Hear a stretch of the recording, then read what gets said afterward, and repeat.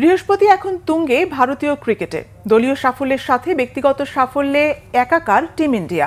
Champions ট্রফির সাফল্যের মাঝে এবার ফেব্রুয়ারি মাসে আইসিসির সেরা ক্রিকেটার হয়েছেন ভারতীয় ওপেনার শুভমান গিল। চ্যাম্পিয়ন্স ট্রফির আগে ফেব্রুয়ারি মাসে ইংল্যান্ডের বিপক্ষে ওয়ানডে সিরিজে দুর্দান্ত পারফরম্যান্সের পুরস্কার পেলেন ওয়ানডে র্যাঙ্কিংয়ের সেরা ব্যাটসম্যান গিল। প্রথমে ইংল্যান্ডের বিপক্ষে 3 ওয়ানডেতে করেছেন 87, 60 এবং 112। এরপর চ্যাম্পিয়ন্স ট্রফিতে বাংলাদেশের বিপক্ষে 101 রানের অপরাজিত ইনিংস খেলেছেন গিল। তাতে ফেব্রুয়ারি মাসে 101.50 গড়ে মোট 406 রান তার নামের পাশে। এতেই আইসিসির মাস সেরা ক্রিকেটার 25 বছরের এই তরুণ ওপেনার নিউজিল্যান্ডের অলরাউন্ডার গ্লেন ফিলিপস ও অস্ট্রেলিয়ার ব্যাটার স্টিভেন স্মিথকে পেছনে ফেলে আইসিসি মাস সেরা হয়েছেন গিল। এ নিয়ে তৃতীয়বার আইসিসির মাস সেরা ক্রিকেটার নির্বাচিত হলেন শুভমান গিল।